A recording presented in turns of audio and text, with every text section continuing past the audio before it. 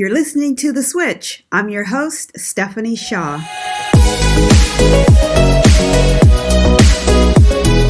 Hey, welcome to The Switch. I'm Stephanie Shaw.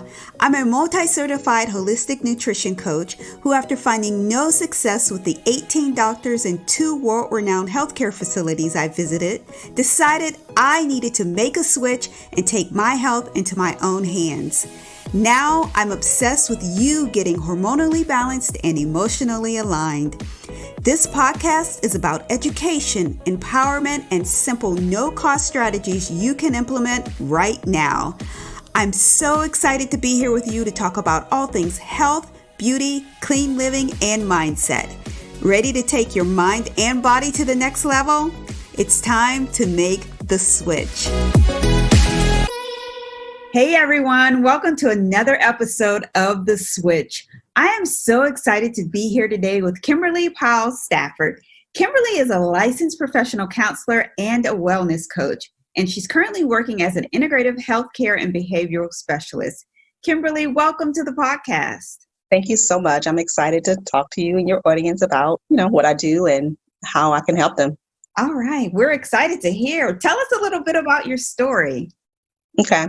So I've been practicing a licensed therapist for over a decade now, and I started my career in community mental health. So if anybody knows anything about community mental health, it's very stressful because you are working with people who have a lot of disparities, right? So you're dealing with people who have health problems, physical health problems, economic problems,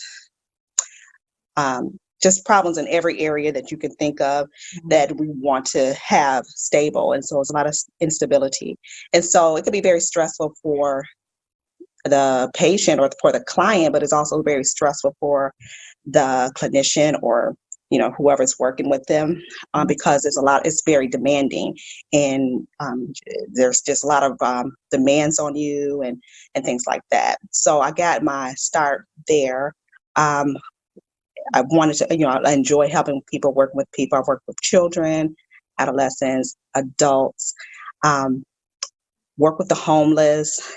So it's just like a wide variety. But I want to continue working with people and helping them get better, like reach their goals. Yeah. I think that's why I wanted to go into mental health therapy in that realm, because I always wanted to see people go from their challenging place to thriving and doing better and achieving those goals and seeing those things manifest in their life. And so working with them with their mental health and their behavioral health and their physical health is like ideal way, because I believe that affects every part of our lives, right? So talk to us a little bit about counseling and how that can actually impact a family or an individual. Mm-hmm. So, it's very important to work with like a professional if you're having like strains on your life. I think that there's like a stigma around reaching out for help in our community. And sometimes I say it's like a double whammy because if you are, say, a Christian, and if you are African American, you've been taught, maybe heard growing up, hey, you can handle it, be strong, just take it to prayer. So I think the benefit of going to a professional who knows how the mind works and how your health is connected will give you the benefit of being able to say, okay, having a partner, I have a partner now, I'm not alone. I can track what I'm doing. I can see objectively, we can always see what we're doing that's not working. And it's good to work with someone who can say, hey, did you know this could be a problem? Or, maybe you should change these things, and then help reflect that back to you, and then give you tips and walk you through it step by step. And so that's what I practice when I work with people, looking at someone holistically, not just looking at, say, one symptom, or you're depressed. Right. We have to open that up, because depression can be so many things and come from so many angles, so to get better, you have to work with people holistically and talk about diet, exercise, life stressors, the things that you can control versus the things you can't control, and how to, weed that out. Right. So that's why, that's what I usually do. So where I work in a healthcare clinic. So I think that I've been working here now for about 2 years, and it kind of is like a perfect fit because like I said, I was working in community mental health. I've worked um, with severely mentally ill individuals who don't have a lot of resources. And when I had been working with them, it's just like, trying to link it all together for them is very difficult because they don't really have the resources. When I started working in this actual doctor office where I work, you get to really see how you can really help people when they come into the doctor for one issue, one symptom, and think that it's not related, to the overall picture. So you get to really walk through that journey with them. So That's huge. I've talked to quite a few people today, and I keep hearing that story over and over about, and I'm so happy that clinicians and physicians are starting to talk more about the whole body and not just treating that one symptom. So I love to hear that.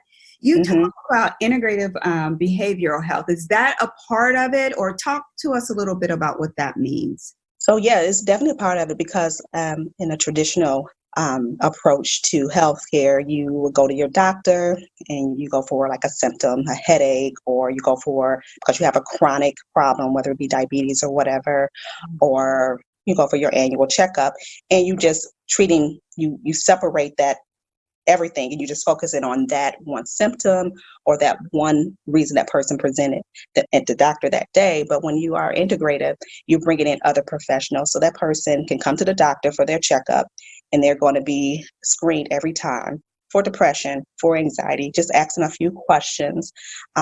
If those questions trigger something, it opens up for more questions to be asked. And then right there, they're available to come in and say, hey, let's talk about this. Why, I noticed that you're not sleeping well. You're not getting adequate sleep. You're waking up a lot. Let's talk a little bit more. And then once they start to talk about it, it's like, oh yeah, I have all this grief. I have all this loss. I'm very anxious, or I'm having these strains in my relationship. And then we can kind of start to put this together and try to, heal the whole person. How do I, as a patient, get this type of care? Because walking into the doctor's office, I have a headache, fix my headache. How do I ask, or what should I be looking for when I go to the doctor to make sure that they are starting to think about me as a whole person? So I feel like in every visit, you at least maybe like the medical assistant should be asking, hey, how's your mood? How's your sleep? How often do you drink? Things like that. And those things will trigger other questions and concerns. So if you are going into the doctor, the individual goes to the doctor and they're dealing with symptoms of stress, they might not even know that those are symptoms, but you should definitely just talk to your doctor about, hey, can I have a depression screening? Those screenings are available for any practitioner to use, or they should have access to tell you, hey, you'll speak with the nurse today, and they don't have a behavioral health specialist on site. They should be able to get you to one. I think that's right. I didn't mean to interrupt you, but I'm just thinking that's so important because a lot of times we don't know how to advocate for ourselves, or we don't feel comfortable advocating for ourselves because they're a doctor, so they should know. But you live with you, and you know how you feel. So I always tell people, take a ton of notes in with you, make them read it. And if you're there and they're not listening to you, maybe it's time to move on. Sure. Yeah, I would definitely agree with that. I feel like if you are looking for a doctor, you should look for someone who definitely is looking at you as a whole person, not just a quick 15 minutes and you're out. Just, talk a little bit. You have to talk about the social, economical things in life as well. You have to talk about everything. Do you have a place to live? Are you eating?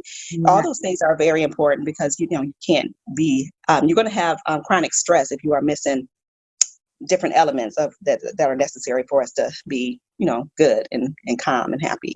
Right. And again, I want the listeners to hear the fact that one thing, a headache, stress, is not always the thing. There may just be something deeper, and to ask Mhm. questions. Yeah. What's the connection between physical and mental health? Oh, yeah. Yeah. So I personally, and I feel like there's a lot of studies and lots of professionals that feel the same, feel like they should not be separated. Mm-hmm. Um, One is always connected with the other.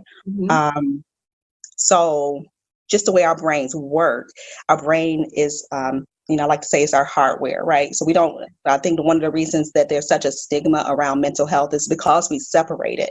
We separate it and we say this is like a character issue or it's a weakness.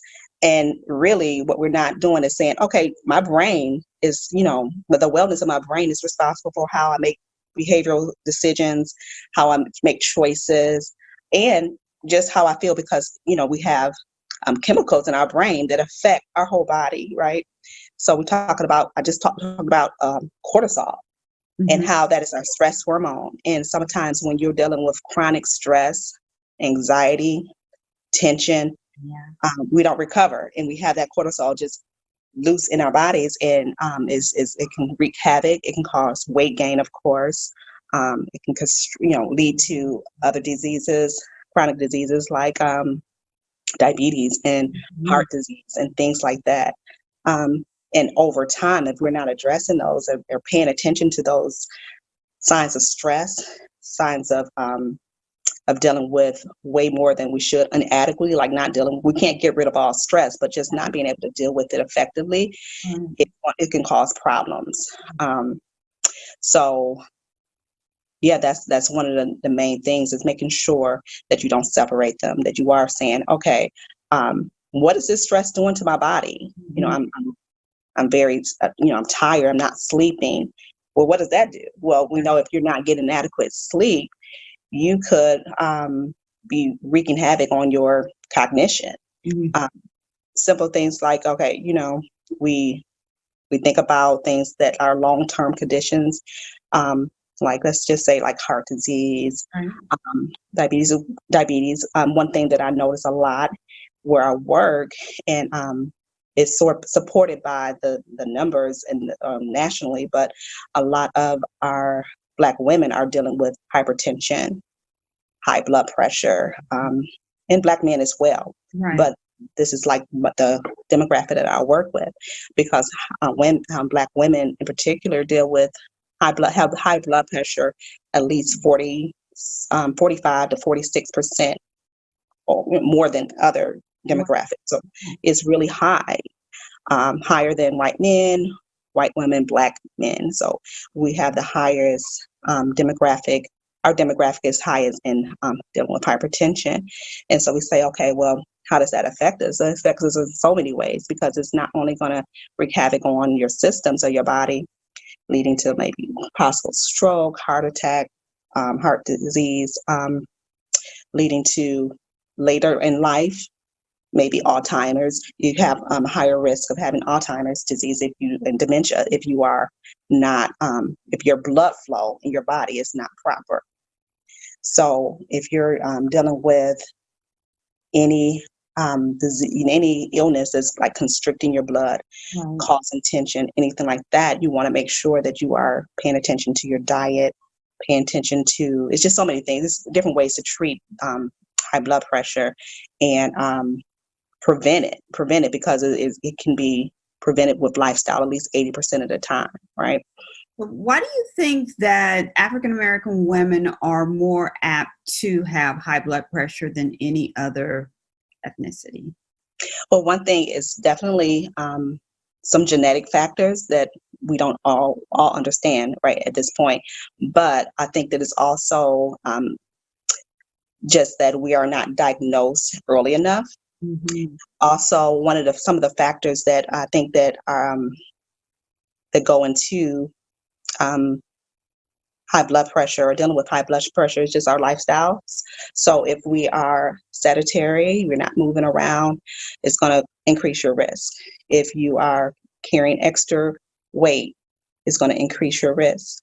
If you have a lot of stress, and this is very important because we're talking about mental health, if you are not properly dealing with stress, that is going to increase your risk of dealing with high blood pressure and other chronic diseases. So I think that Also, what I notice is that when we get some type of diagnosis, a lot of us don't know what to do with that and how to turn it around. We think like this is just our doom. There's nothing really I can do. I'm just going to have to take these pills. I definitely recommend, following with your doctor on any medications, but also it's so important to change your lifestyle, change your diet, and just have a big enough why for why you're doing it. You don't want to make your future inadequate. You want to have a happy future. So, you're going to have your body. You're going to have your body in good shape. You don't want to continue to invite in illness, letting those things kind of run rapid. Yeah, that's huge too. That self-care and we're both Black women. We have, I can say personally, like I've been programmed to always take care of everything and always take care of everyone. On top of that, never let them see you sweat. You know what I mean? So I think it's somewhat inbred in us culturally that these are the things that we need to do.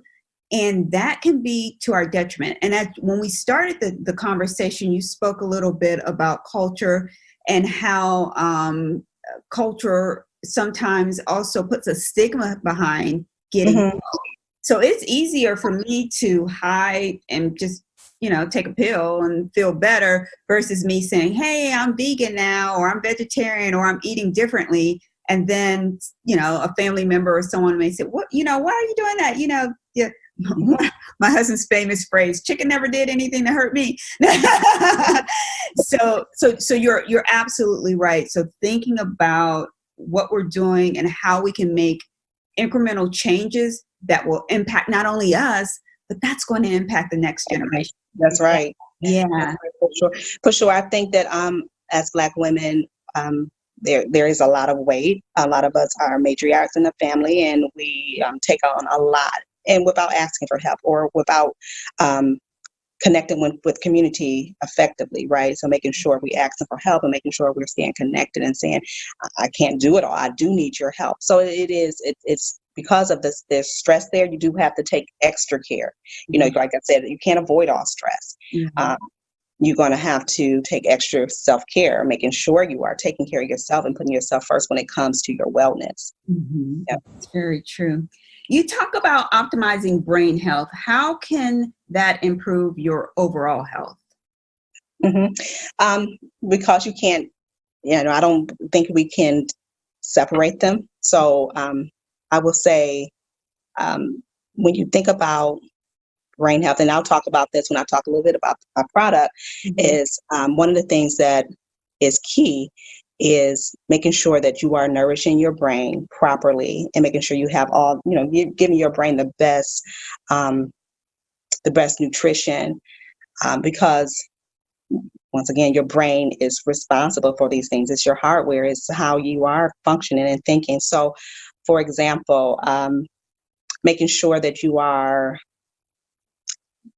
have a good diet, healthy and like omega-3s, for example. And I'll probably talk about that a little bit later if we have a chance. But omega-3s is so healthy for our brain health.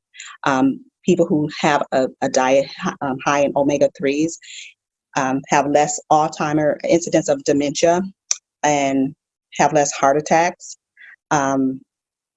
Just have better blood pressure. So anything that's going to increase your brain health, you want your brain to be nice and hydrated, nice and get a lot of good blood flow. Right. So this is how this is going to affect your overall health, right? Because we have neurotransmitters in our brain that are always communicating and sending messages back and forth all day, every day.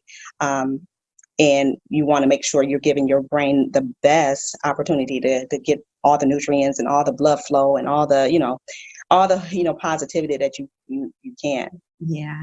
So Kim teased us a little bit about her product, and it has the coolest name. I love a good name. It's called Sanity, and that's TEA. So talk to us about Sanity, your new product, your new tea product, and then talk to us a little bit also about what you were saying, the relationship between the omega-3 and the other nutrients that you can get when you're you have a good cup of tea.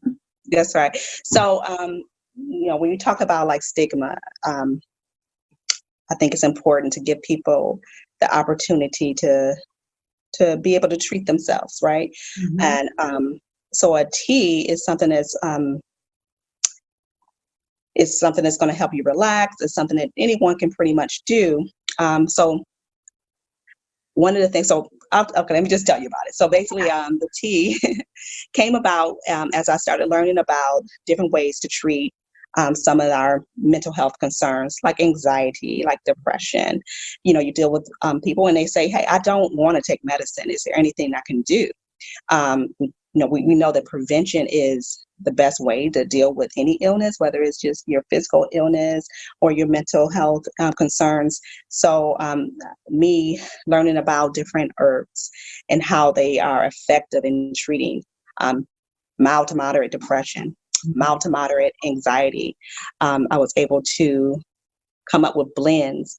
I started using them myself and start telling other people about them and encourage people to use them. And people have gotten a lot of great, give me a lot of great feedback. Mm-hmm. So like my signature tea, and so I have 3 teas that I'm working on right now, and I'm sure I'll come up with a lot more. Mm-hmm. But my signature tea has St. John worts. Mm-hmm. And if you, St. John's wort has been around for a while, and I'm sure a lot of people have heard about it, but St. John worts is very powerful herb that has been tested, tried, and studied in so many different studies and shown to be as effective as like a Prozac to treat mild to moderate depression. Mm-hmm. So what I've done is, I started drinking it on my own, and I thought that, wow, this is really helpful and really good for me. So my signature blend has St. John worts in it. So St. John worts has been tested in so many different studies and proven that it it's just as effective as Prozac, which is a SSRI, a selective serotonin reuptake inhibitor that you would get from your primary care doctor or your psychiatrist to help you with mild to moderate depression and some severe depressions. But in studies, the St. John wort, which is this plant that's very ancient, and it's a yellow flower. And what I use is the leaf. The leaf helps a lot with your mood and inflammation. So some of the things that it helps with is PMS, right? PMS, menopause, inflammation, pain. Some of the flower itself can be used for skincare as an astringent, help heal wounds and things like that. But I use the leaf and I blend it really well with some other, because I want it to taste good, right? Not just be a tea herbs. I do enjoy tea, but I like it to taste good. I like it to be flavorful and robust. So I blended it with some vanilla and citrus, and just kind of keep it really exciting for your palate. You got your mint in there, so it can open up your palate again. So when I started taking it myself, I actually started taking it because it was really helpful for me with like just a PMS, right? Mm-hmm. So just helping me to keep a stable mood throughout those different weeks that I was leading up to the PMS symptoms. And it has been really effective for me. So I would suggest it to my friends and family, let them drink it. And I've gotten a lot of good feedback. Someone who was having knee pain, for instance, told me like, wow, when I drink my St. John worts tea, and I call it sweet mellow tea, that blend, sweet mellow tea, and it really helps me, sleep better. It helps with the knee and joint pain. I don't feel it when I'm drinking the tea. So I encourage them to keep on. And so that's a little bit about that blend. Another blend that I use is ashwagandha. Mm-hmm. So ashwagandha is great. I started researching how effective ashwagandha root is. There's newer studies out showing that it's really effective with dealing with anxiety. Mm-hmm. So I would drink the ashwagandha myself, and I noticed that it would help me to just relax and just take the edge off when I'm dealing with stress, right? So ashwagandha is also good for circulation. It's very good for your memory and your cognition. So once again, when we're talking about circulation, this is healthy for the brain because our brain needs a lot of blood flow, oxygen, and circulation. So ashwagandha is really good for that. It helps you to be able not just to relax, but it helps you with alertness. You won't get any like jitters or anything like that from drinking it. What else can I tell you about the ashwagandha? Spice it up though. What's the extra thing? Yeah, so ashwagandha is very good with like a ginger, yes. Also citrus, and mint. Okay. So I just try to get that. And some of my blends I add like things like floral, because you want that sweetness, but natural sweetness. So it's not like sugar or anything like that, but just a natural aroma of sweetness. So you can do that with berries and with flowers and things like that, like rosehip. Rosehip is one of the ingredients that I use in my tea. Good. Like I can take, my palate is moving because I have a whole cabinet with all these herbs that I've mixed. So I'm like, oh, I can taste that and that. Yep, sure. Yep. Yeah. And so rosehip is actually good for anxiety as well. So it fights inflammation. And so these teas have been, these herbs in and of itself have been proven to work, to help with inflammation and things like that. So it's really good for you. It's really healthy for you. Yeah, that's awesome. So for our listeners, we always say that the herbs are potent. They really do work. So if you're on any type of medication at all, make sure that you let your doctor or your pharmacist know so that they can tell you if this blend or if anything in here may impact the medication that you're on. But if you're not, I'm sorry. Yeah, for sure. I was going to say, in just a note that with St. John warts, it's very important that you do talk with your doctor if you're taking any medications, because it's very strong and potent, so it can kind of have some effects on some medications, like birth control, for instance. So if you're going to do St. John warts, you need to make sure you talk with your doctor first if you're on any birth control or anything like that. Yeah, we always advise that, but having a natural way to heal the body, relax the body. Like I haven't taken a Tylenol I haven't taken an NSAID or acetaminophen.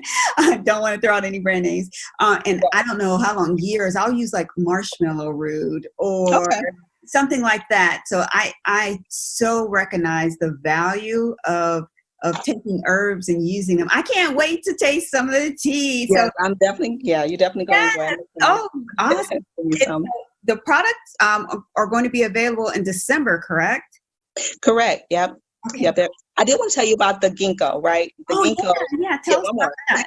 Yeah. So the ginkgo is my newest blend. And the reason I came up with the ginkgo is because I probably need some because I didn't remember to ask you, huh? Well, yeah, so you already know what it's good for, right? So basically it helps with, your cognition, memory. There's a lot of studies showing that it really increases your memory. I would be working, and I would see all my morning people, have lunch, and then right around 2:00, and that was one of the openings that I've always had, a person in. I would just have a slump and I would just get so sleepy and so tired. And it would be so hard. And I felt so bad because I'm like, this person is probably looking like, is she interested in what I'm saying? I'm trying really hard to fight back tiredness. So what I had started doing, I've read up on the ginkgo biloba plant, and I would make that instead of having coffee. Right. Nothing's real. I drink coffee occasionally, but I try to decrease it and increase, drinking some teas. Too much coffee can definitely dry out your brain. It's going to dehydrate you. So with the ginkgo, I would start to drink that around that, midday crash, and it would just get me perked right back up. I'm alert. I'm able to sit there and sip and just, be alert and not feel like I'm about to fall asleep on my client. Yeah. So it's just as effective, I feel like, for me, as a cup of caffeine. So what's in that blend? So with that one, I try to think about the tea and how it tastes and the actual root and the plant. That one, ginkgo to me has like a bitterness to it. So to soften it up and give it like a sweetness, I like to add like coconut to it and some Oh, berries. Yeah. never would have thought. You You are gotta a think food outside the box. master. Yes. I'm like, Yeah, ooh. it's low glycemic and it's gonna give you that nice smooth. I mean, coconut, it just warms you up when you drink Right. it. Or coconut tea, it just kind of give you this warmness. So yeah, it's a Oh, delicious blend. I like Mhm. that. Yes, I'm so excited. So I only have a month left. So tell everyone when they will be available and how they can get your tea blends. Yep. So if you want to join my Facebook community, that's where you can really find me and engage with me, learn more about um, how to treat yourself with natural remedies, also lifestyle changes and things that you can do to feel better, and also to just find out more about my teas, mocktails, things like that. You can just find me over at the Wellness Lounge. And you can also find it for the handle um, uh, at Wellness Lounge, at Quest at Wellness Lounge. I'm sorry, all this is pretty new for me. No, But that's fine. I'm going to make sure it's in the show notes is for folks. awesome. Okay, thank you. But that's where you can find me and engage with me. You'll be able to click on the link to be able to purchase the tea. Yeah, so yeah, just look for me there. On Fridays, I started doing a Facebook Live with my community, just giving them mocktails and things that you can do to feel good. It's called Feel Good Fridays, and things you can do to feel good that's actually nourishing your brain, helping your body, not hurting it. So last week I did mocktail, and in that mocktail I used ashwagandha oil and a low um, a sparkling drink that is non-alcoholic, but it has like some amino acids that nourishes your brain, helps you to calm down and relax. So yeah, I like to share things like that because it's no reason that we want to feel calm, we want to feel relaxed, but you have to do it the right way. Right way. Yeah, you're Mhm. right. Oh, these are so powerful. There's two more things I have to get in. I know Okay. that you have some low cost or free things Oh that yeah. help people improve their mental health, and I want you to share those with the audience. Okay. So I started thinking about that because I do work with patients who sometimes just don't have a lot of resources. So I was trying to give a patient some resources and some tips and things that they can do. And, among other things, he just wanted to know, well, can I afford these things? And I want people to know that there's so many things that you can do that are going to be effective to making you feel better overall. And it does not have to cost much. It doesn't. Some things don't even have to cost at all. So I'm gonna go over these 5 things or Okay. 4 things, whatever we have time for. So the first thing, of course, is going to be exercise because this is the number one um, thing that can treat depression, anxiety naturally. Mm-hmm. So people who live longer and are healthier get at least 150 minutes of exercise in a week. If you're new to exercise, and it doesn't mean you got to go and join a gym and start running around a track. You can do something so simple as just walking. And Yeah. if you don't want to go outside, it's getting cold, over where we live, but you can do things like walking at home.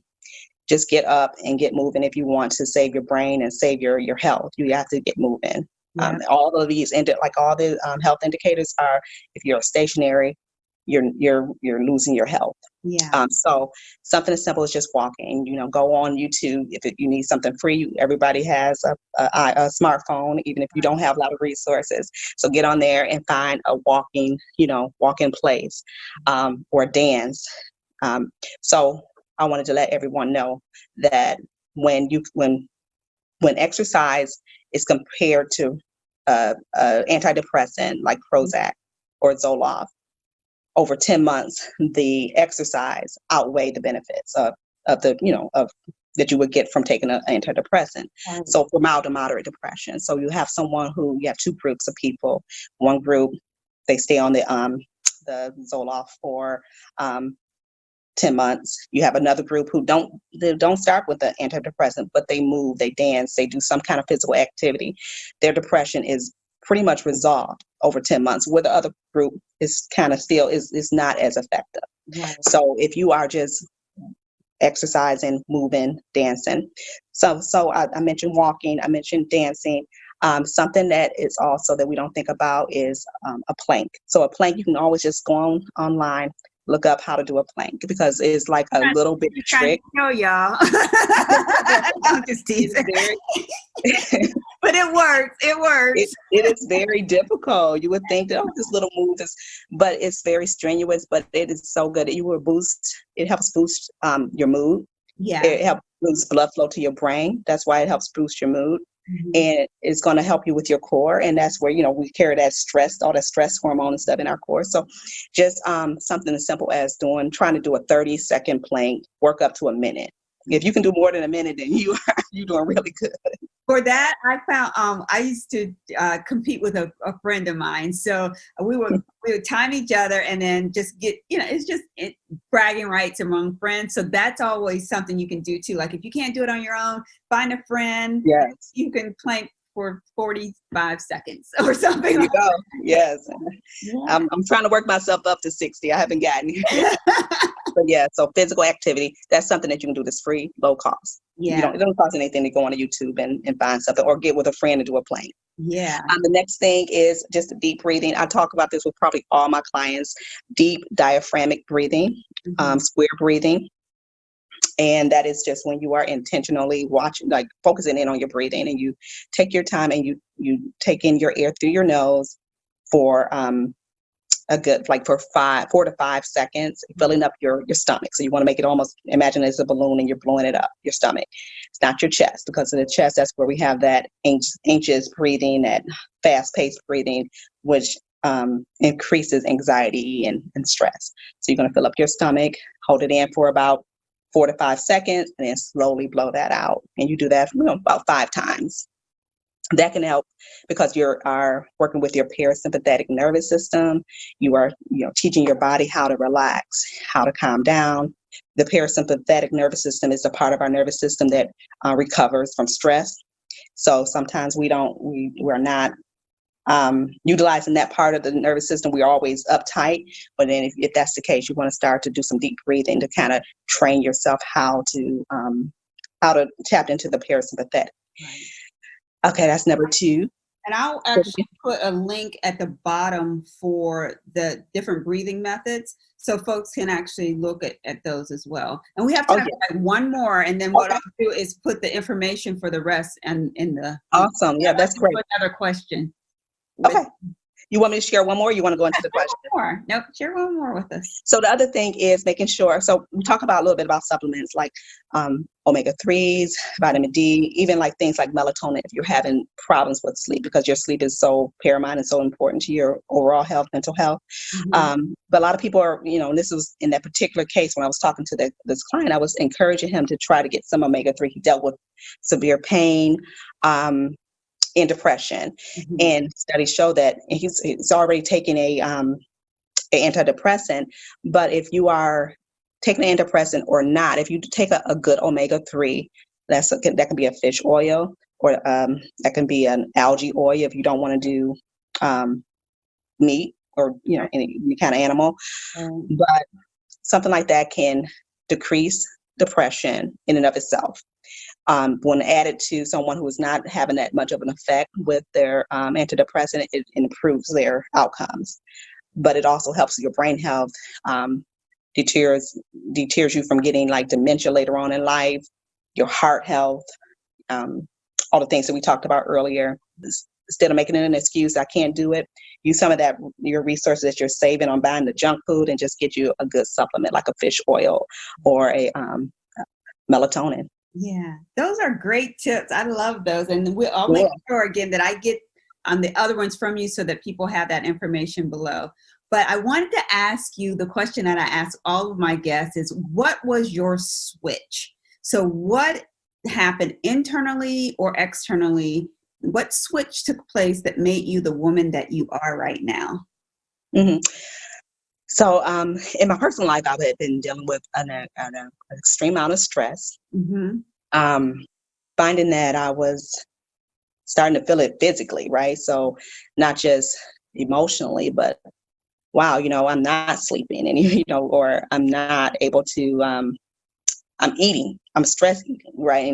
And I know as a therapist, these things that go along with this, but at the same time, I was having a difficulty getting a handle on it. Mm-hmm. So what was the switch for me is just like sitting down with myself and just saying, okay, what is my why? And for me, my why is to live a long, healthy life. I have a young daughter. I want, I had her later in life, so I want to be able to thrive.